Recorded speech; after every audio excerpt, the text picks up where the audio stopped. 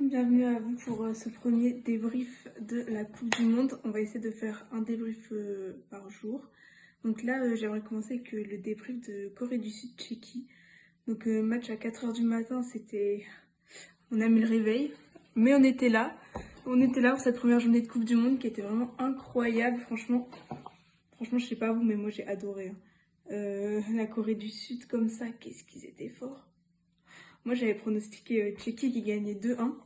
Parce que je sais pas, je voyais pas la Corée du Sud sur cette Coupe du Monde, genre je les trouve un peu, je sais pas, je pensais qu'ils étaient vieux, Lee Kang-in il était plus à son meilleur niveau, mais en fait c'est juste que le PSG ils sont tellement forts ils sont tellement forts les gars qu'ils peuvent mettre Lee Kang-in, il est remplaçant, mais dans n'importe quelle équipe du monde il serait peut-être même titulaire. Franchement ce qu'il fait, il était 2 niveaux au-dessus de tout le monde. Ce match il suffit à me dire que la Corée du Sud va gagner la Coupe du Monde limite, quand même pas. Aussi, j'ai vu un Son. Oh là là, Heung-min Son. Moi, je pensais aussi que lui était finito. Parce que je les regardais pas trop jouer, la Corée du Sud. Mais Heung-min Son, franchement, il a raté quelques occasions. Mais par contre, il est toujours très rapide. Franchement, ces qualités qu'il avait à Tottenham, elles sont toujours présentes. Mais en vrai, je suis un peu déçue par la Tchéquie, genre, de ce qu'ils ont proposé. Franchement, je suis déçue parce que franchement, ils ont vraiment une bonne équipe, la Tchéquie. Moi, je pensais vraiment qu'ils allaient. Enfin, je les voyais, je pense, au même niveau que le Mexique et tout. Parce que avoir Patrick Schick en attaque, Patrick Schick, il fait une bonne saison quand même.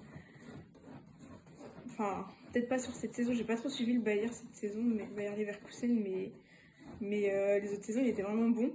Pavel Sulch, que j'adore. En fait, j'ai allumé le match quasiment que pour lui. Bah, en vrai, ça a été peut-être le meilleur de son équipe, mais c'était compliqué, hein. C'était compliqué. Matej Kovar au cage, Lucas Provod. Non, franchement, ils ont vraiment une bonne attaque. Une bonne attaque. En vrai, les joueurs, ils jouent tous en Europe dans des bons championnats. Là, je suis en train de regarder, ouais. Au PSV, ça joue au Royaume-Uni. Et en fait, l'entame de match des Coréens, franchement, elle était vraiment. En fait, je me souviens.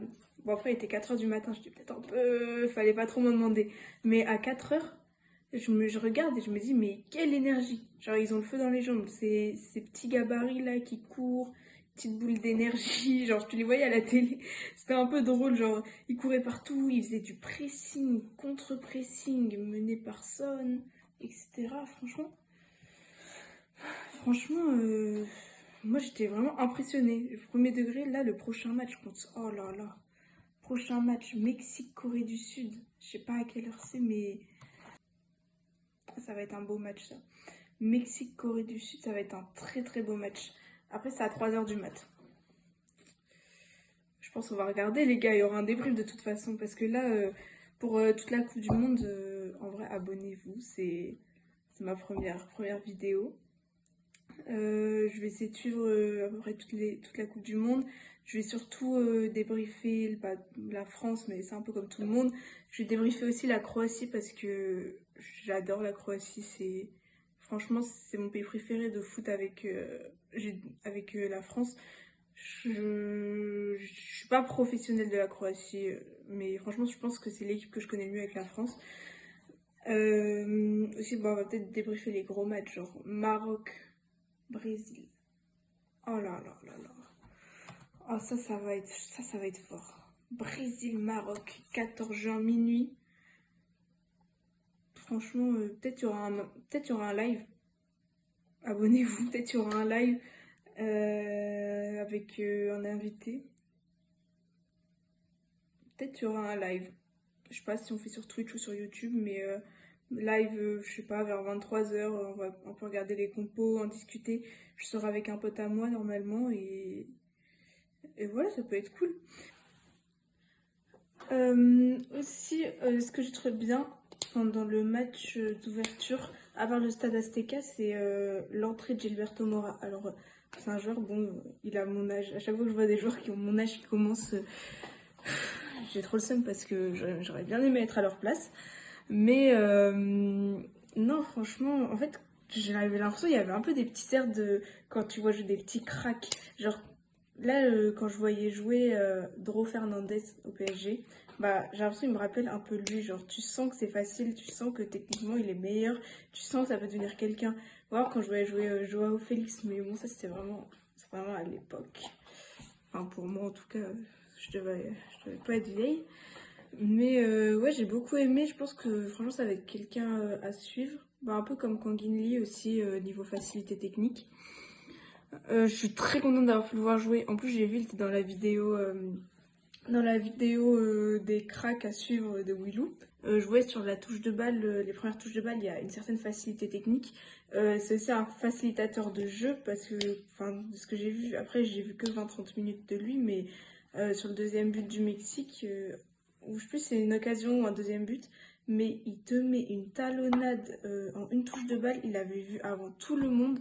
Franchement, j'adore ce genre de profil. Numéro 10, là, ça va être pas mal. J'avais coupé la caméra, mais il fallait que je dise un mot sur l'ambiance. Franchement, il n'y avait pas énormément d'ambiance. J'étais un peu étonnée parce que quand j'ai vu le stade, comment il est magnifique, pour moi, le stade Azteca, c'est vraiment le stade de la Coupe du Monde. Genre, si je pense à un stade pour représenter la Coupe du Monde, je pense à ce stade.